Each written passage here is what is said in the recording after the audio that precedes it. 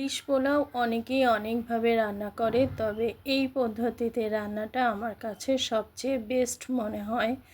চলুন তাহলে পুরো রেসিপিটি দেখে নিই। তো এজন্য আমি এখানে 5 পিস ইলিশ মাছ, টক দই দিয়ে দিচ্ছি, লবণ, মরিচের গুঁড়ো। এবার দিচ্ছি এই চামচের 1.5 চামচ আদা রসুন বাটা। আপনারা এখানে পেঁয়াজ বাটাটাও দিতে পারেন, আমি দেইনি কারণ পেঁয়াজ বেরেস্তা আমি দিব সেই জন্য। তো এবার ভালো করে এটাকে ম্যারিনেট করে কিছু সময় রেখে দেব। এবার আমি কড়াইতে সাদা তেল গরম হলে সুন্দর করে মাছগুলোকে বসিয়ে দেব, দিয়ে অল্প জালে রান্না করে নেব। আর ইলিশ মাছ তো আপনারা জানেনই, খুব বেশি জাল দেওয়ার প্রয়োজন হয় না, এমনিতেই মাছটা নরম, এজন্য সাবধানে সুন্দর করে বসিয়ে ঢেকে ঢেকে অল্প জালে মাছটাকে সুন্দর করে রান্না করে নেব।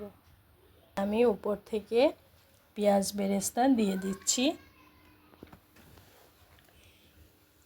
একটু সরিয়ে সরিয়ে মশলাটা যাতে খুব ভালোভাবে মাছের ভিতরে যায় সেজন্য নেড়ে চেড়ে দিচ্ছি।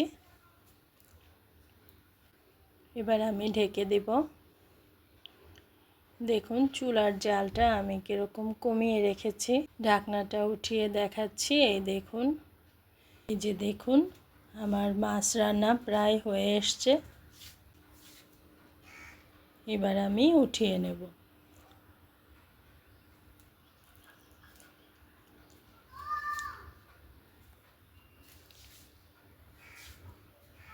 আমি এই মশলার ভিতরে পোলার চাল দিয়ে দেব, আর পোলার চাল ধুয়ে কিছুক্ষণ রেখে দিলে পোলাওটা সুন্দর ঝরঝরে হয়। তো এখন দিয়ে দিলাম তেজপাতা, দারচিনি, এলাচ আর কাঁচামরিচ। দেখেও বোঝা যায়, কড়াইয়ের ভিতরে দেখবেন চালটা একটা ঝরঝরে ভাব হয়, সেরকম হলে বুঝতে হবে ভালো ভাজা হয়েছে। তো এবার গরম পানি দিয়ে দিচ্ছি, আপনারাও চেষ্টা করবেন গরম পানিটা দেওয়ার। তো আমি এবার মাছটাকে বসিয়ে দিচ্ছি।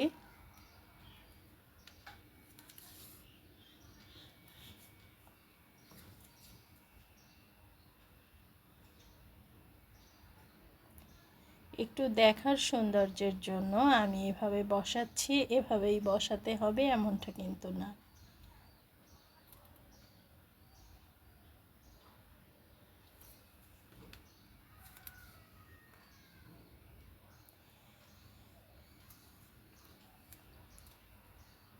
উপর থেকে পেঁয়াজ বেরেস্তা ছড়িয়ে দিচ্ছি।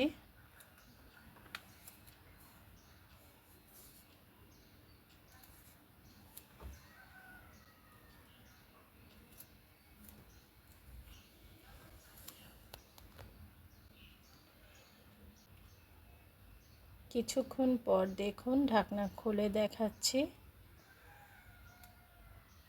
অনেকটা সুন্দর হয়েছে। তো এবার মাছটাকে উল্টিয়ে দেব।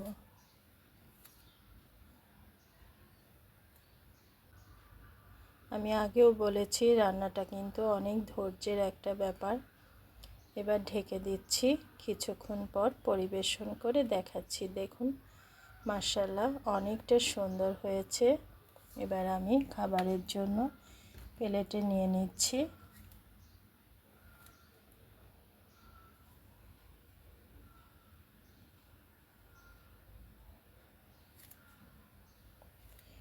তো আমি আশা করব আমার ভিডিওগুলো যদি আপনাদের একটু ভালো লেগে থাকে তাহলে শেয়ার করে দেবেন, সাবস্ক্রাইব করবেন, ফেসবুক পেজ থেকে দেখলে ফলো দিয়ে রাখবেন যাতে আমার পরবর্তী ভিডিও আপনার সামনে যায়, এবং অবশ্যই লাইক কমেন্ট করে জানাবেন আরও কি করলে ভালো হয়।